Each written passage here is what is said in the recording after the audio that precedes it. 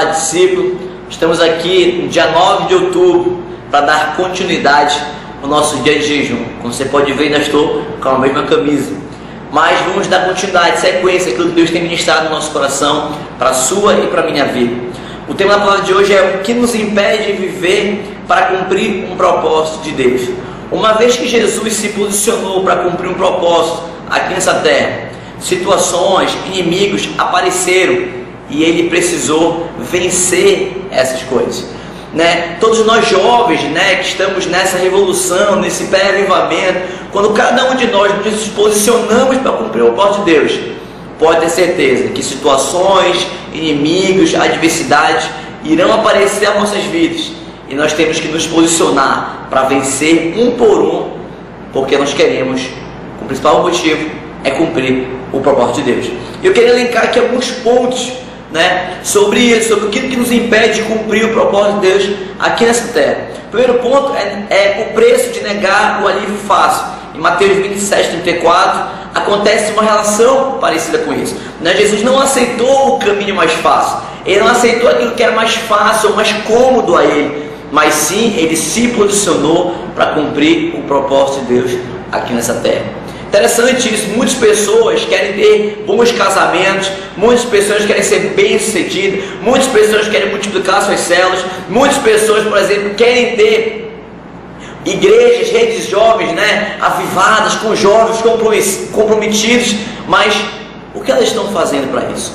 O que nós estamos fazendo para ter bons casamentos? O que estamos fazendo para multiplicar nossas células? O que estamos fazendo para ser bem-sucedidos? O que estamos fazendo para construir uma igreja de jovens vencedores e que entenderem esse propósito?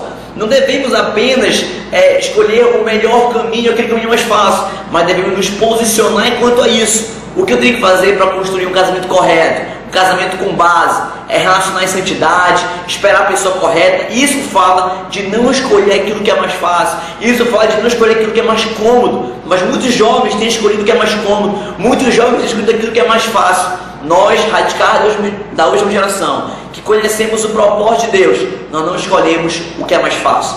Nós não vamos fazer isso, nós vamos nos posicionar para derrotar aquilo que vier a aparecer nas nossas vidas. O segundo ponto é o preço de ser exposto. Mateus 27:35 fala que Jesus foi despido. Isso fala da luz, isso fala também da dignidade roubada, né? O Senhor só pôde, na verdade, fazer algo no início do mundo quando já havia luz.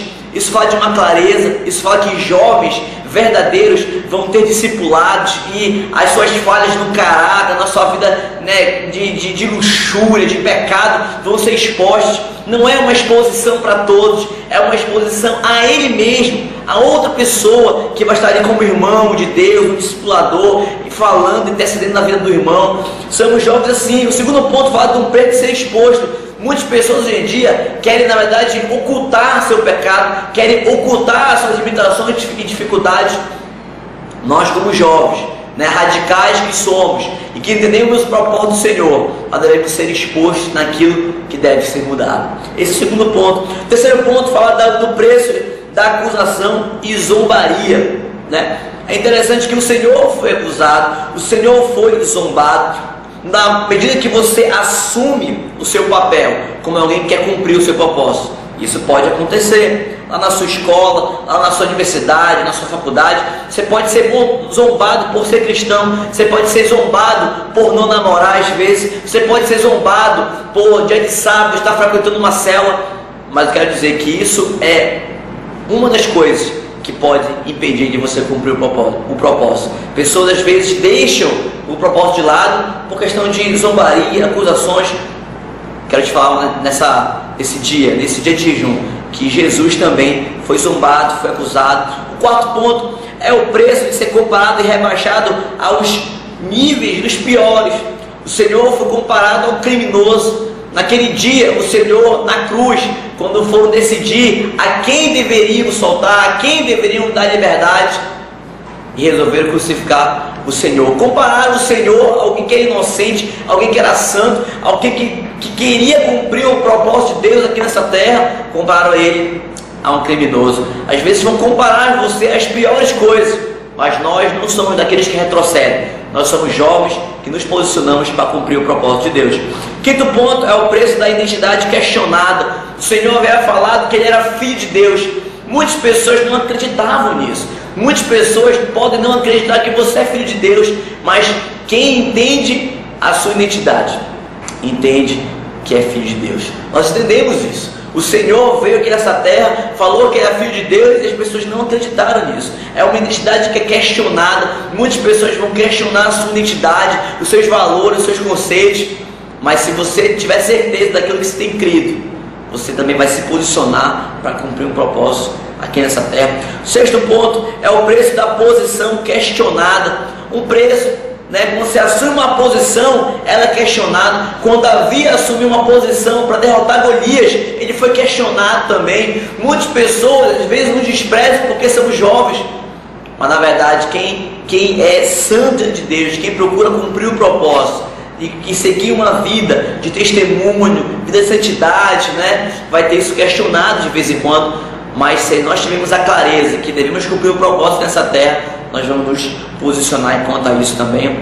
O preço da aliança questionada é o sétimo ponto, O inimigo sempre irá questionar o amor de Deus e a sua aliança para conosco.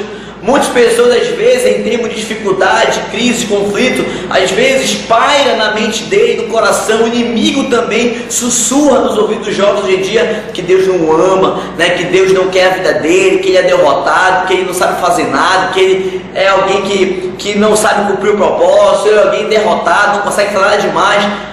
Por isso que muitos jovens estão aí se suicidando, não encontram valor na sua própria vida. Mas o Senhor é um Deus de aliança, um Deus de amor, onde Ele estabeleceu essa aliança e amor com cada um de nós.